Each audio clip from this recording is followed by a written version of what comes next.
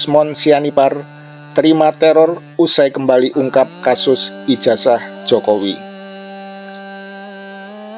Ahli forensik digital Rismon Hasiholan Sianipar kembali menjadi sorotan publik setelah mengaku mengalami teror fisik di kampung halamannya, Balige, Sumatera Utara. Teror ini terjadi setelah ia mengangkat isu kontroversial terkait dugaan ijazah palsu Presiden Joko Widodo melalui kanal YouTube.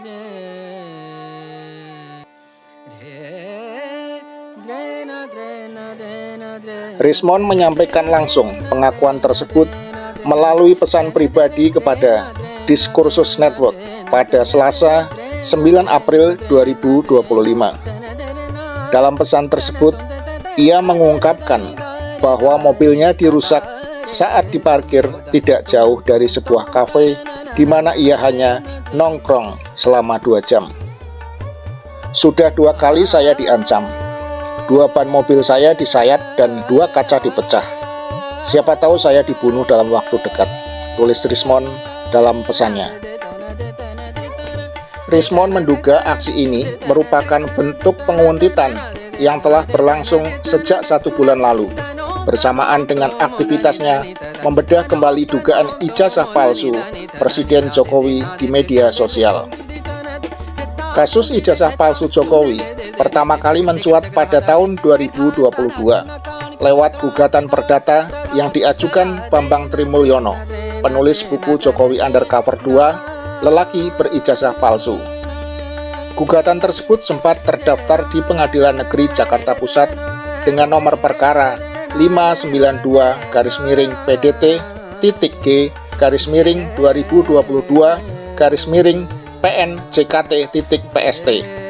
Namun ditarik setelah Bambang Tri dan tokoh publik Gus Nur ditangkap Bareskrim Polri beberapa hari sebelum sidang pertama. Dalam kasus itu, Gus Nur dan Bambang Tri divonis 6 tahun penjara oleh Pengadilan Negeri Surakarta pada April 2023. Meski bukti fisik berupa ijazah asli Presiden Jokowi tak pernah dihadirkan di persidangan.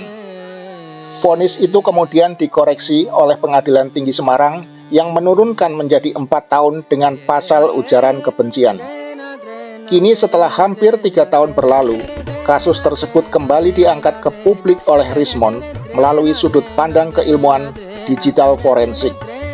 Rismon yang merupakan alumni UGM itu disebut telah membedah kejanggalan-kejanggalan dokumen pendidikan Presiden Jokowi dalam sebuah konten edukatif.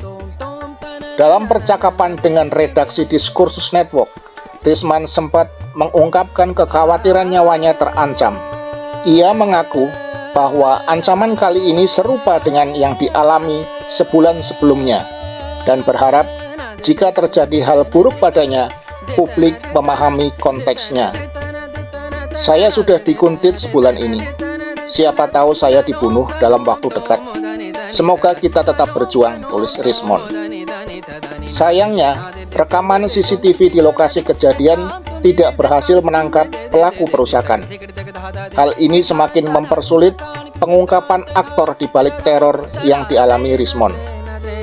Kembalinya isu ijazah palsu Jokowi ke ruang publik melalui kanal digital seperti YouTube dan media sosial menjadi sorotan tersendiri di tengah situasi politik pasca pemilu tahun 2024. Meskipun telah ada putusan hukum sebelumnya, ketertarikan publik terhadap validitas data pendidikan Presiden Jokowi tampaknya belum surut. Apakah kembalinya isu ini akan membuka babak baru dalam penyelidikan hukum atau hanya akan berujung pada kriminalisasi seperti sebelumnya?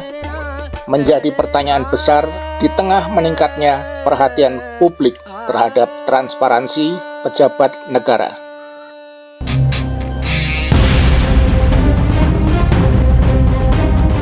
Jika rakyat pergi ketika penguasa pidato, kita harus hati-hati, barangkali mereka putus asa. Kalau rakyat bersembunyi dan berbisik-bisik ketika membicarakan masalahnya sendiri, Penguasa harus waspada dan belajar mendengar. Bila rakyat berani mengeluh, itu artinya sudah gawat. Dan bila omongan penguasa tidak boleh dibantah, kebenaran pasti terancam. Apabila usul ditolak tanpa ditimbang, suara dibungkam, kritik dilarang tanpa alasan, dituduh subversif dan mengganggu keamanan, maka hanya ada satu kata: lawan.